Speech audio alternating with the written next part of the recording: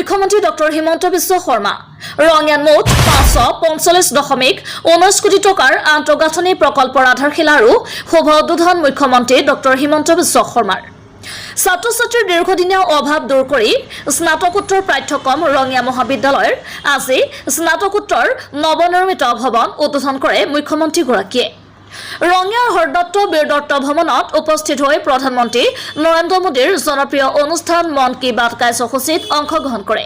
ইয়াৰ পিছতে ৰঙিয়া ক্ৰীড়া সন্থাৰ খেলপথাৰত আয়োজিত এখন বিশাল জনসভা সম্বোধন কৰে মন্ত্ৰীগৰাকীয়ে ৰঙিয়াৰ পৰা Rahmat Ali report D news express 365 তেওঁলোকৰ ওপৰত মই বহুত কমেণ্ট দি থাকিব খোজা নাই কাৰণ অসমৰ প্ৰেক্ষাপটত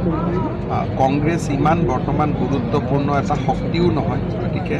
এতিয়া আমাৰ লক্ষ্য হ'ল যিটো আমি ক'লোঁ আত্মসহায়ক গোটৰ গাইগুটীয়াকৈ সদস্যসকলক সহায় অৰুণোদয় এক্সপানশ্যন ৰেচন কাৰ্ড থকা মানুহক 5 লাখ টকালৈকে ট্ৰিটমেণ্ট আমাৰ ইমান কৰিবলগীয়া কাম আছে এই বছৰটোত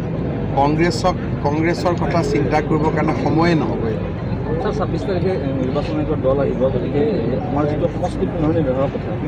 বিজেপি দলে কেনেকুৱাকৈ গোটেই কথা বিজেপি সাধাৰণ দাবী থাকিব 6-7টা আমাৰ ৰাজ্যিক সভাপতি মহোদয় আপোনালোকক জনাব আমাৰো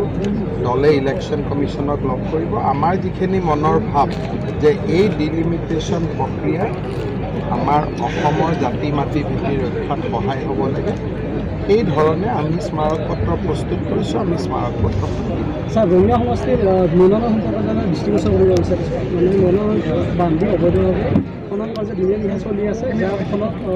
নলবাৰী ৰঙিয়া গোটেইখিনি চাৰ মানে অবৈধভাৱে চাৰ খননটো চলাই থাকে নদীৰ ব্যৱস্থা হোৱা নাই এতিয়ালৈকে ঠিক আছে মই চাই দিম আমাৰ ল'ৰাবিলাকে কৰিলে আকৌ এতিয়া ক'ব মানে বিপদটো তাৰ পৰাই কোনোবা মানে আমাৰ নিবনুৱা ল'ৰাবিলাকে কৰে কৰি আকৌ সিহঁতিয়ে কেতিয়াবা মানে কি ক'ব এতিয়া সমস্যাবিলাক সেইটোৱে তথাপিতো যিহেতু বানপানী হ'ব পাৰে